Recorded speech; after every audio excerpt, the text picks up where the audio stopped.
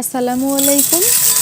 বাচ্চারা যখন চিপসের জন্য বায়না করবে ঠিক তখনই কাঁচা আলু কেটে সাথে সাথেই তেলে ভেজে কুড়মুড়ে এই চিপসগুলো বানিয়ে দিতে পারেন। আপনাকে আলু রোদে শুকাতে হবে না, সিদ্ধ করতে হবে না, আবার ঘন্টার পর ঘন্টা সময়ও ব্যয় করতে হবে না। কাঁচা আলু দিয়েই ইনস্ট্যান্ট বানিয়ে নিতে পারবেন। অনেকেই অভিযোগ করেন আলুর চিপস নাকি ভাজার পর নরম হয়ে যায়। তাদের জন্য সব ধরনের টিপস সহকারে পারফেক্টভাবে আলুর চিপস তৈরির সবগুলো ধাপ শেয়ার করব। আশা করি আপনারা অনেক উপকৃত হবেন। চলুন তাহলে শুরু করি। কাঁচা আলু দিয়ে চিপস তৈরির জন্য এখানে আমি প্রায় 1 কেজি আলু নিয়েছি। বড় সাইজের আলু দিয়ে চিপস তৈরি করার চেষ্টা করবেন, তাহলে কাটতেও সুবিধা হবে আর ভাজার পর দেখতেও সুন্দর লাগবে। প্রথমেই ভালোভাবে আলু থেকে খোসা ছাড়িয়ে নিয়েছি, তারপর সাথে সাথেই নর্মাল পানির মধ্যে ভিজিয়ে রাখছি। এতে করে কষ দিয়ে আলুটা লাল হয়ে যাবে না। তো একইভাবে আমি সবগুলো আলু খোসা ছাড়িয়ে নিয়েছি, তারপর পানি থেকে আলুগুলো উঠিয়ে নিচ্ছি। আমি আজকের চিপসগুলো একটু বাজারের কেনা আলুজের মতো ডিজাইন করতে চাচ্ছি, সেজন্য পটেটো স্লাইসারের এই ঢেউ ঢেউ অংশটা দিয়ে আলুগুলো কেটে নিয়েছি। হাতের সাহায্যে আলুটাকে একটু শক্ত করে ধরে তারপর এভাবে চেপে কেটে নেবেন, তাহলে প্রতিটা স্লাইস খুব সুন্দরভাবে আলাদা হয়ে যাবে। আচ্ছা, আপনাদের অনেকের কাছেই হয়তো এরকম পটেটো স্লাইসার নাও থাকতে পারে, সেক্ষেত্রে বটির সাহায্যেও চিপস বানাতে পারেন। সেটার রেসিপিও আমার চ্যানেলে দেওয়া আছে, চাইলে দেখে নিতে পারেন। দেখতেই পাচ্ছেন সবগুলো আলুর স্লাইস খুব সুন্দরভাবে কাটা হয়ে গেছে। এখন কেটে নেওয়া এই আলুর স্লাইসগুলো নর্মাল পানির সাহায্যে ভালোভাবে ধুয়ে নিতে হবে। আলু কাটা হয়ে গেলে সাথে সাথেই পানিতে ডুবিয়ে রাখবেন, না হলে কিন্তু আলু লাল হয়ে যাবে, চিপস তৈরি করার পর দেখতে ভালো লাগবে না। প্রথমে একটু আলতোভাবে আলুগুলো ধুয়ে নিচ্ছি, তারপর এই পানির মধ্যে 20 মিনিটের জন্য এভাবেই ভিজিয়ে রেখে দিচ্ছি। এতে করে আলু থেকে এক্সট্রা যে কষগুলো থাকবে সেগুলো খুব ভালোভাবে বের হয়ে যাবে। চিপস একদম ক্রিস্পি করার জন্য অবশ্যই এটা খুবই জরুরি টিপস। তো 20 মিনিট পর এই পানিটুকু ফেলে দিয়ে ভালোভাবে পানি পাল্টে পাল্টে 3 থেকে 4 বার ধুয়ে নিয়েছি।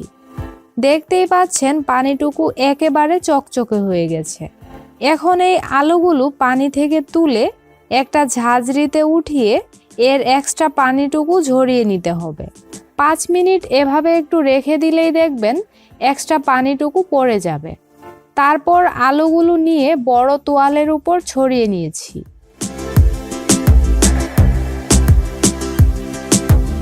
নিশ্চয়ই দেখতেই পাচ্ছেন প্রতিটা আলুর স্লাইস আলাদা করে নিয়েছি। এখন একটা কাপড়ের সাহায্যে ভালোভাবে মুছে নিতে হবে। অবশ্যই খুব ভালোভাবে আলুর গায়ের পানিটুকু মুছে নেবেন, না হলে কিন্তু চিপসগুলো মুচমুচে হবে না। চাইলে আপনি ফ্যানের বাতাসেও শুকিয়ে নিতে পারেন। দেখে ঝামেলার মনে হলেও কিন্তু কাজটা খুবই সহজ। 5 থেকে 6 মিনিট এভাবে একটু কাপড়ের সাহায্যে চেপে চেপে মুছে নিলেই দেখবেন ভালোভাবে শুকিয়ে যাবে। তো আমার এগুলো পানি শুকিয়ে গেছে, এখন ভাজার পালা। সেজন্য চুলায় তেল ভালোভাবে গরম করে নিয়েছি।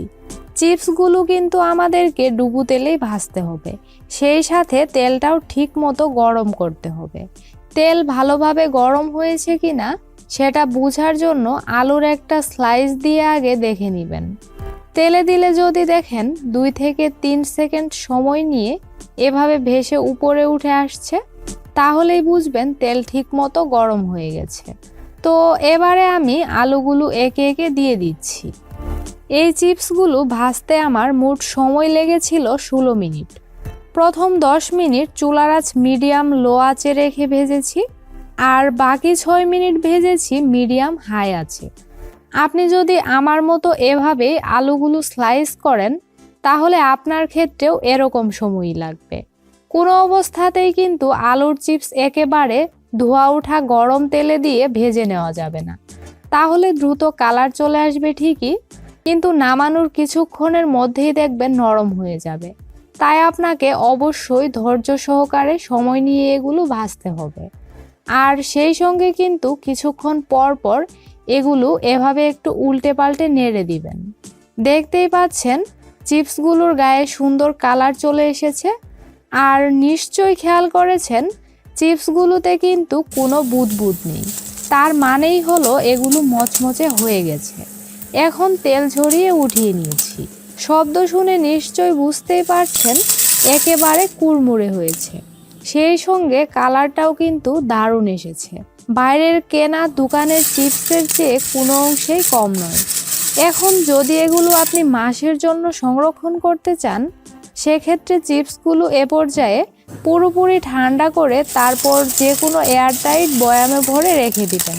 তো আমি যেহেতু সংরক্ষণ করছি না, তাই বাড়তি মজার জন্য কিছু মশলা মিশিয়ে আপনাদের সাথে শেয়ার করছি।